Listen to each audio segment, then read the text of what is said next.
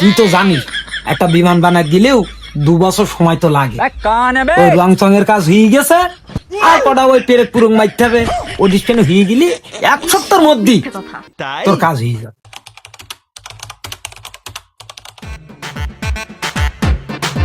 এই খোকা, আর শোন শোন। কি চাচা? এই খোকা, আমি বেশ কিছুদিন দেখতেছি তুই এই ঘুরিয়ে ঘুরিয়ে বেড়াস, কেন তোর কোনো কাজ কাম নেই?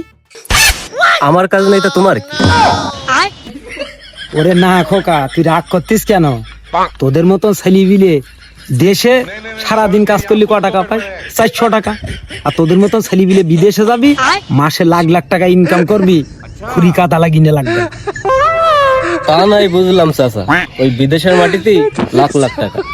তা তোমার এই 10 টাকা, তুমি এই রাস্তায় রাস্তায় ভিখারি বানা ঘুরি বেড়াচ্ছ, তুমি বিদেশ গেলেই পাইতে। না খোকা, বিদেশে যাবি তা নায়ক শাহরুখ খানের মতন হয়ে যাবি। চেহারা দেখিস নাইজেরিয়ানের মতন ফিরে যাচ্ছি তো দিন দিন, তাই বলছিলাম। চাচা, আমার চেহারা নাই নাইজেরিয়ানের পানা হয়ে গেছে, তা তোমার চেহারা এরকম হনুমান পানা কেন? ওরে না খোকা, আমি ওই তামাম দেশ ঘুরে ঘুরে আমার চেহারা এই হনুমান পানা হয়ে গেছে। ওই বাইরের ওই আবহাওয়া আমার শুট করে না। চাচা, ও হাবা আমার কাজ দিন, ওই বিদেশে লাখ লাখ টাকা ও আমি ইনকাম করবো না। আমার এই দেশেই সুখ, দেশেই শান্তি। ওই যে 400 টাকা ইনকাম করি না, ওই নিয়ে বউ বাচ্চা নে আমি আলহামদুলিল্লাহ ভালো আছি। তোমার বিদেশ তুমি যাও না, মাছে টোপ গিলল না, যাই অন্য জায়গায় আবার যাবো, চেষ্টা করিয়ে যাবো।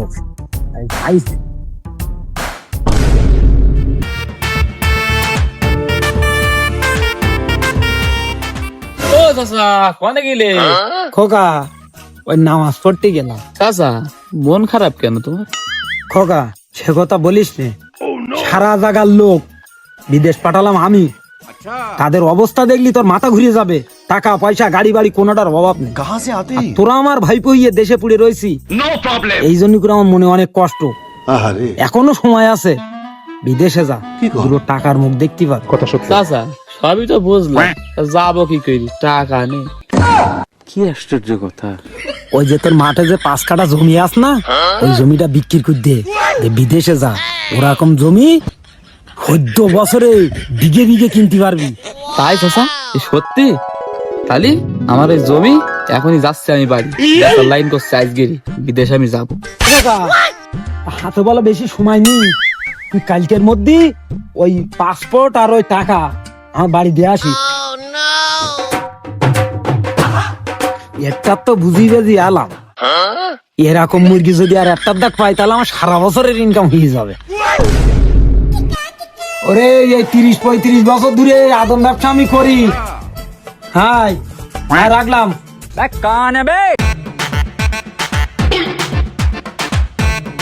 এই যে আজকে পাইছি আপনার। আচ্ছা, আপনি ফোন মন ধরেন না কেন? আপনার বাড়ি কদিন করে গেছি আমি, একদিন আপনার বাড়ি পাইনি।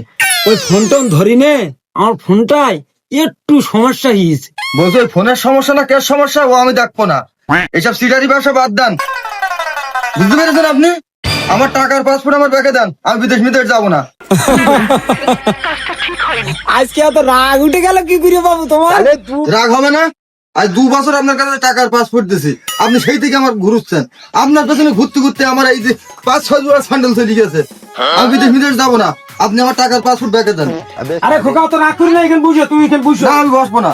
না বুঝো, তুমি এখানে বুঝো, বুঝো বুঝো। কি বলবেন বলেন।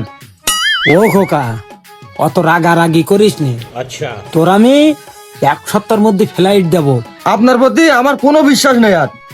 এই মাটি শুয়ে কিনে কাটতেছি, তোর আমি 1 সপ্তাহের মধ্যে ফ্লাইট দেবো। আপনি খাটের পর বসে বসে মাটি ফেলেন কেন ওখান, যে আপনি মাটি শুয়ে কিনে কাটতেন?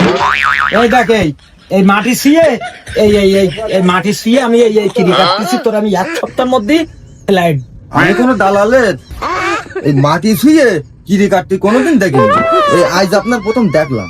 এই মাটি সবসময় কিন্তু আমার সাথেই থাকে। আমি অফিসে যাই, এই মাটি নিয়ে যাই। বাজে উঠি, তাও এই মাটি নিয়ে যাই। তার কারণ সবসময়ের জন্য এই মাটি শুয়ে আমার কিনে কাটতে আয়। এই মাটিটার ওজন ছিল 10-12 কেজি, আর এখন ঘুষ্টি ঘুষ্টি ঘুষ্টি এই মাটিটার ওজন দিয়েছে 2 কেজি 2.5 কেজি। আমি এ বাদুল কোনো সময় জন্য মিছে কথা বলি নে। তা আজ মনে হয় প্যাসেঞ্জার অনেকেই লো মাটি শুয়ে আপনার দেখছি মাটি একদম ফায়া বানায় ফেলে দিয়েছেন। তা আমার এই 2 বছর আপনি ঘুরছেন কেন এটা একটু বলেন দিন দেখি শুনি। ও তোর এই 2 বছর ধরে ঘুরছি কেন জানিস? যে বিমানটা বানাই দিলাম ওই বিমানটার অল্প একটু কাজ বাকি রয়েছে। তুই তো জানিস একটা বিমান বানাই গেলেও 2 বছর সময় তো লাগে। ওই রং চঙের কাজ হয়ে গেছে আর কটা ওই পেরেক পুরুং মারতে হবে। ওই ডিসপ্লে হয়ে গেলি 1 সপ্তাহের মধ্যে তোর কাজ হয়ে যাবে। ও এই ব্যাপার, এ তো সিটার, ভাগ্যিস আমি বই দেয়নি। চাচা মোটামুটি তাহলে তো 1 সপ্তাহের মধ্যে বিমান ঠিকই যাচ্ছে। হ্যাঁ হ্যাঁ তাহলে তো 1 সপ্তাহের মধ্যে আমার ফ্লাইট হয়ে যাবে না?